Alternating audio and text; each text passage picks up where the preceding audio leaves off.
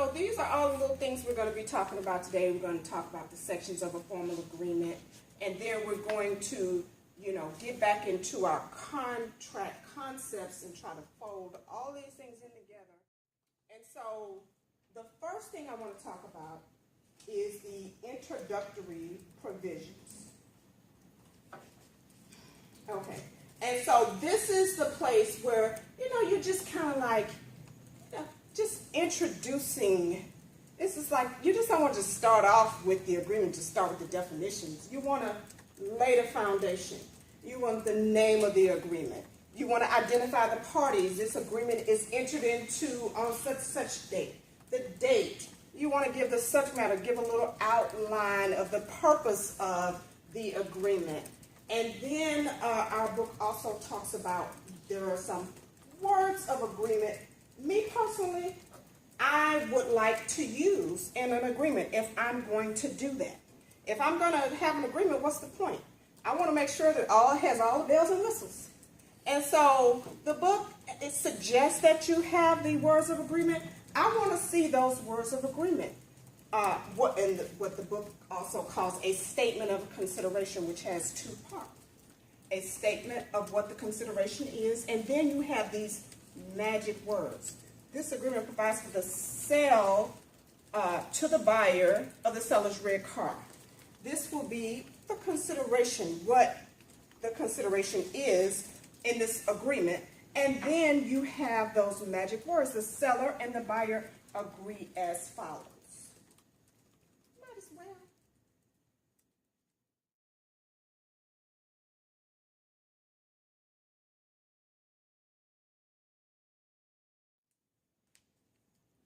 And so when I look at that introductory provision, you would say, it's just the introductory provision, but you still have to look at that and determine if, you're going to have any covenants in there, any of these contract concepts. And then you want to look at it and determine whether or not there are any money, risk, control issues. You want to do this in each one of the sections. That is how I would do it. And so I'm going to bring you to our example because we're going to use it throughout. Before I talk about this is a hot little issue here. But it brings about a very interesting contract snafu. And so now, these parties that are in this situation here, some people may like one of them, some people may not like that person, some people may like this person, some people may not like either one of them. But we will have to represent people we don't like. I like both of them. I think I just love them. I'm obsessed with both of them. Either one of them could walk into my office and I would be like, what can I do for you? Adult film actress Stormy says fear kept her from talking about an alleged affair with President Trump.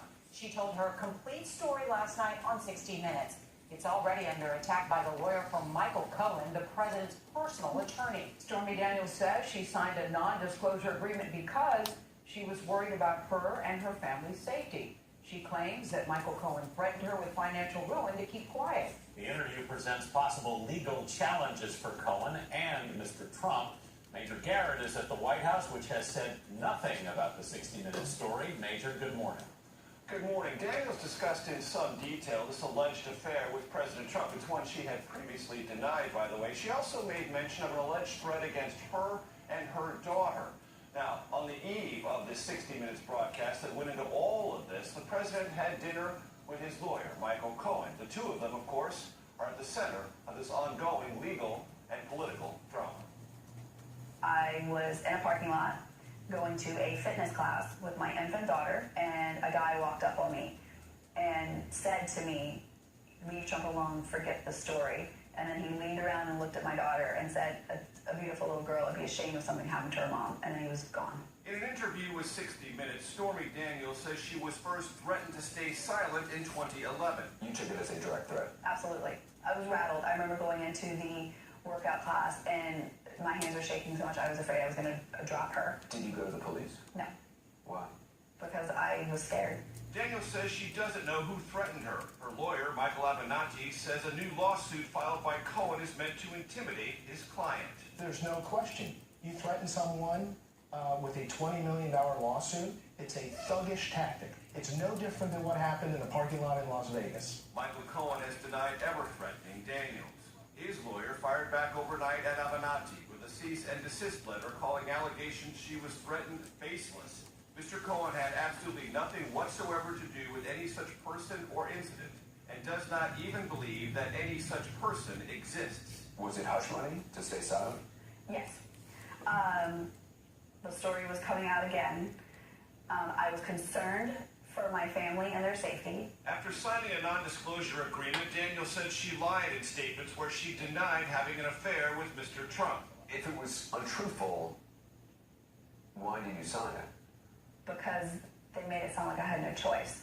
You know, no one was putting a gun to your head. Not physical violence, no. You thought that there would be some sort of legal repercussion if you didn't sign it. Correct. As a matter of fact, the exact sentence used was, they can make your life hell in many different ways. They being... I'm not exactly sure who they were. I believe it to be Michael Cohen.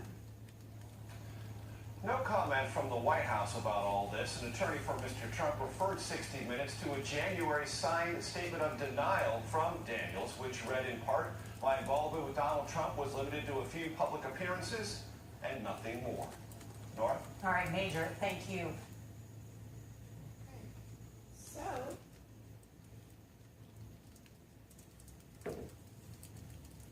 I'm bringing that in. Film actor. Okay. And so here is a copy of the agreement. This is what we would call, see, there is no right or wrong way, you see. They don't necessarily say introductory provisions, but I know that's what it is. We have the parties here. And so you can see, I would ask, when I read this, because this is some of where our problem will come in that you'll see down the road that I'll talk about a little bit more. Can you all see that? Because I can't. Okay. By and between EC, LLC, and or David Dennison, DD, on the one part, and Peggy Peterson, PP, on the other part. Eventually, this all got kind of convoluted, and nobody knew who, what, when, why, and how. And so you can see here how this can create a standards issue. Yes, ma'am. Wait, I'm confused. So is this the agreement that they have? This, can you, yeah, this is it. So this is Donald Trump, David Dennison.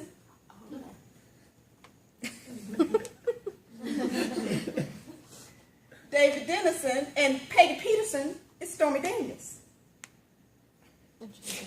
Okay. Get it? And let me just tell you, so everybody, this whole thing, I'm obsessed with it.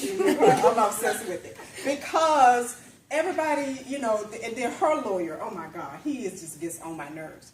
But I'm sorry, it could have been, it was like shabbily done, but who could think to go and get a corporation, a limited liability corporation, to enter into an agreement for somebody and give them pseudonyms, pay somebody off through that company. I mean, it was a great idea. I'm sorry. I'm just, yes, ma'am. So if they're using pseudonyms, would the signatures be legally binding if they're signing for a different name? Okay, so we're gonna get to that down in the end. But can you see how that might create a standards issue somewhere? Standards issue. So here, this is, and I'm not gonna jump the gun. I'm gonna show you down in the next section where, but this could be in essence a declaration. If not, you're gonna see, I am jumping the gun when I say, in the definitions, I would wanna drill down on this. because I need to define who. Because this is how we get loosey-goosey. And then people start flapping and cracking, and if I'm going to go through all this trouble, I'm not going to give Stormy Daniels a chance to get on there with Anderson Cooper on 60 Minutes and tell her life story. If my objective is to keep her mouth closed, I'm going to fix her. That's just me. Okay? That's how you have to be for your client. If you're going, everybody, Donald Trump is a controversial figure. But if he's my client, I'm going to go in for my client. I'm saying to myself, when I get that piece of paper, I'm like, look, Stormy Daniels. That's how you have to have a mindset like you're going to kill it. And so this is all kind of just like, just stuff all over the place. And it was a great idea, though. I love the idea. If I had a chance, I probably will use it at some point in the future. So watch out, world. And so here we get to our second section. This will take us into our second section where we talk about the definitions. Okay? And last class I said, say the same thing the same way. Yes. When you have a definition, there can be no question on what this thing means. When I say, what's his name? I forget the name. When I say David Dennison, once I get that definition, you're going to know who that is. David Dennison, which is AKA Donald Trump. I don't know how I'm going to do it because the idea here is for confidentiality. Okay, that was the whole point here. And so, but it got kind of loosey-goosey because in some places you will see they say EC, LLC, and or David Dennison, but they don't say that all throughout the entire agreement, okay? So that could lead to a standards issue. See, once I say EC, LLC, and or David Dennison, it's going to say that everywhere. It got kind of questionable on, okay, because now people are trying to say that David Dennison didn't need to sign it. Well, if David Dennison didn't need to sign it, then it needs to say everywhere. EC, LLC, and or David Dennison, so that when you say David Dennison, you mean also EC, LLC.